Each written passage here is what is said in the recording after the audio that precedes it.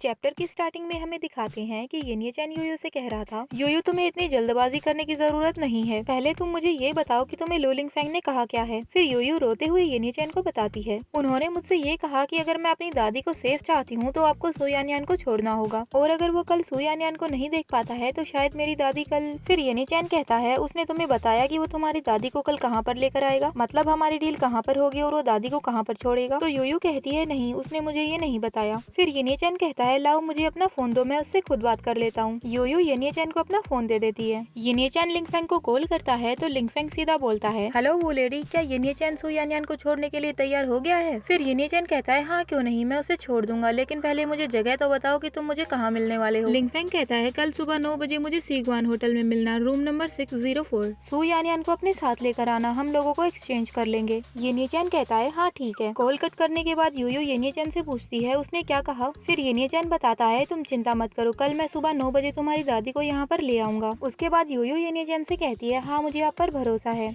अब हमें येनिया चैन दिखाते हैं जो कि यानयान के पास गया था। यानयान उसे देखते ही कहती है, येनिया चैन मैं गलत थी, मैं सचमुच गलत थी, मुझे माफ कर दो। क्या तुम इस बात की भी रिस्पेक्ट नहीं करोगे कि हम लोग एक दूसरे को इतने सालों से जानते हैं, क्या तुम मुझे माफ नहीं कर सकते हो। येनिया चैन सीधा यानयान के पास आता है और उसे लात मारता है और फिर अपने लोगों से कहता है, इसे पकड़ लो। फिर येनिया चैन के लोग यानयान को पकड़ लेते हैं तो यानयान कहती है, तुम मेरे साथ क्या करना चाहते हो, मुझे जाने दो। लेकिन तभी वहाँ पर एक डॉक्टर होता है, वो यानयान को इंजेक्शन लगा देता है और यानयान बेहोश हो जाती है। उसके बाद येनिया चैन उस डॉक्टर से कहता है, इसकी बॉडी में एक ट्रैकिंग डिवाइस लगा दो ताकि कोई चेक करे तो भी उसे पता न चले कि कोई ट्रैकिंग डिवाइस लगा हुआ है। डॉक्टर कहता है, हाँ येन प्रेसिडेंट, मैं समझ गया। अब हमें नेक्स्ट डे का सीन दिखाते हैं और रूम नंबर 609 दिखाते हैं और यूयू की दादी दिखाते हैं। येनिया चैन यानयान को लेकर उस रूम में आ गया था। यानयान की आंखों पर पट्टी बंधी हुई थी तो यानयान कह रही थी, येनिया चैन तुम मुझे कहाँ ले जा रहे हो। और वहीं येनिया चैन उस रूम के अंदर आकर यूयू की दादी को देखकर सोचता है, लगता है लू लिंगफेंग और वू वेंटिंग मेरी सोच से कुछ ज्यादा ही चालाक हैं, वो लोग इस रूम में है ही नहीं। तभी हमें दिखाते हैं वहाँ पर एक फोन रखा हुआ था, उससे आवाज आती है, यानयान को इस रूम में छोड़ दो और तुम यूयू की दादी को यहाँ से लेकर जा सकते हो। उन लोगों ने वहाँ पर एक फोन रखा हुआ था, वो लोग उसी से येनिया चैन के साथ कॉन्टेक्ट कर रहे थे, ना कि वो लोग खुद वहाँ पर थे। वो आवाज सुनकर यानयान सोचने लगती है, ये तो लू लिंगफेंग की आवाज है, वो मुझे बचाने आ गया। उसके बाद येनिया चैन लिंगफेंग से पूछता है, तुमने यूयू की दादी को जो इंजेक्शन दिया है उसका एंटीडोट कहाँ पर है। फिर लिंगफेंग कहता है, तुम चिंता मत करो, ये थोड़ी देर के लिए बेहोशी की दवा है, ये अपने आप उठ जाएंगी। येनिया चैन कहता है, अच्छा होगा अगर ऐसा ही हो तो। उसके बाद वो यूयू की दादी को लेकर वहाँ से जाने लगता है। यानयान भी अपनी आंखों की पट्टी खोलती है और देखती है कि लिंगफेंग वहाँ पर है ही नहीं। तभी लिंगफेंग यानयान से कहता है, यानयान ये कमरा अभी भी काफी खतरनाक है, तो तुम इस कमरे को छोड़ दो और यहाँ से बाहर चली जाओ। यहाँ से बाहर जाने के बाद तुम मुझे रूम नंबर 802 में मिलना, मैं वहीं पर तुम्हारा इंतजार कर रहा हूँ। यानयान कहती है, हाँ ठीक है।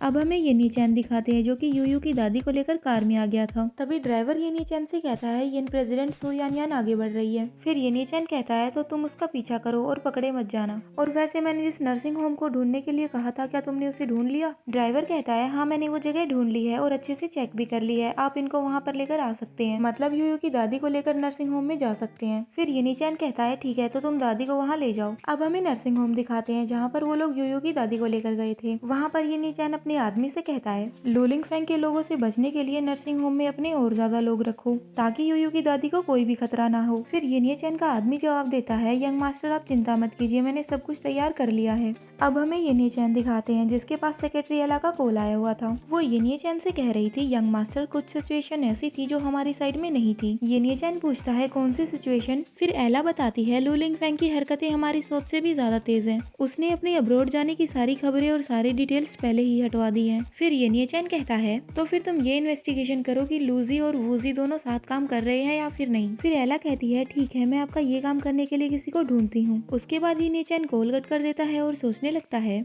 लू लिंगफेंग अब चाहे तुम कुछ भी करो, लेकिन मैं पुराने दिनों के बारे में सोचकर यहाँ पर रुकने वाला नहीं हूँ। अब हमें दिखाते हैं येनिया चैन घर पहुँच जाता है और यूयू येनिया चैन को देखते ही कहती है, येनिया चैन सब कैसा चल रहा है और दादी कहाँ पर है। फिर येनिया चैन मुस्कुराता है और यूयू से कहता है, तुम चिंता मत करो, मैंने किसी को कह दिया है, वो तुम्हारी दादी को सेफ जगह पर ले गए हैं, तुम्हें कुछ दिन और इंतजार करना होगा, उसके बाद मैं तुम्हें उनसे मिलवा दूंगा। फिर यूयू कहती है, ये काफी अच्छा हुआ, अगर मेरी वजह से दादी को कोई परेशानी होती तो मैं खुद को कभी माफ नहीं कर पाती। फिर येनिया चैन यूयू को गले लगा लेता है और उससे कहता है तुम चिंता मत करो, मैं तुम्हारे साथ हूँ। फिर यूयू पीछे हट जाती है और येनिया चैन से कहती है आपने मेरी दादी को बचाया है उसके लिए थैंक यू, लेकिन इसका मतलब ये नहीं है कि मैं आपको माफ कर दूंगी। फिर येनिया चैन कहता है हाँ क्यों नहीं, लेकिन मैं उस दिन का इंतजार करूंगा जब तुम मुझे माफ कर दोगी। और अब मुझे ये बताओ क्या तुमने कुछ खाया है डियर वाइफ? यूयू कहती है नहीं अभी तक तो नहीं। फिर येनिया चैन कहता है तो फिर तुम रूम में जाकर आराम करो, मैं शेफ से कहता हूँ कि वो खाना बना दे, जब खाना बन जाएगा तो मैं तुम्हारे लिए खाना लेकर वहाँ पर आ जाऊंगा। फिर यूयू कहती है लेकिन मैं खाना खाने के लिए खुद से किचन में जा सकती हूँ।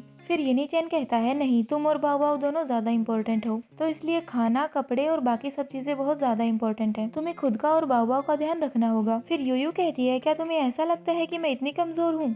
फिर येनिया चैन कहता है मैं ऐसा इसलिए कह रहा हूँ क्योंकि तुम मेरे लिए बहुत ज्यादा इम्पोर्टेंट हो। फिर यूयू कहती है आप तो कुछ ज्यादा ही मीठा बोलते हो। नेक्स्ट सीन में हमें यान यान दिखाते हैं जो कि सामान इधर उधर फेंक रही थी और लिंगफेंग उसे रोक रहा था। लिंगफेंग यान यान से कह रहा था यान यान शांत हो जाओ, अगर तुम्हें येनिया चैन से निपटना है तो हमें इस बारे में शांति से सोचना होगा, तो इसीलिए तुम शांत हो जाओ और चीजें फेंकना बंद करो। फिर यान यान कहती है शांत हो जाऊं, आप मुझे और कितना शांत देखना चाहते हो? फिर यान यान नीचे बैठ जाती है और अपने चेहरे पर हाथ रखकर बोलने लगती है क्या तुम जानते भी हो कि येनिया चैन ने पिछले कुछ दिनों से मुझे कैसे ट्रीट किया है? उसने मुझे एक ऐसे बेसमेंट में बंद कर दिया जहाँ पर सूरज की रोशनी तक नहीं आती थी और मैं उससे एक गली के कुत्ते की तरह भीख मांग रही थी कि मुझे छोड़ दो। उसने मुझे अपने सामने घुटने टेक कर भीख मांगने को भी कहा और फिर मेरी बेइज्जती करने के लिए उसने अपने पैरों से मुझे लात भी मारी। लिंगफेंग मैंने ये सब फेस किया है, मैं ऐसी सिचुएशन में कैसे शांत रह सकती हूँ? फिर लिंगफेंग कहता है मुझे माफ करना यान यान, मैं तुम्हें प्रोटेक्ट नहीं कर पाया। फिर यान यान कहती है लिंगफेंग मुझे उनसे बदला लेना है, मेरी उनसे बदला लेने में मदद करो। फिर लिंगफेंग कहता है हाँ क्यों नहीं, मैं उनसे बदला लेने में तुम्हारी मदद जरूर करूंगा, मैं येनिया चैन को मजबूर कर दूंगा तुम्हारे सामने घुटने टेकने के लिए और माफी मांगने के लिए। अब तुम डरो मत यान यान, मैं तुम्हारे साथ हूँ।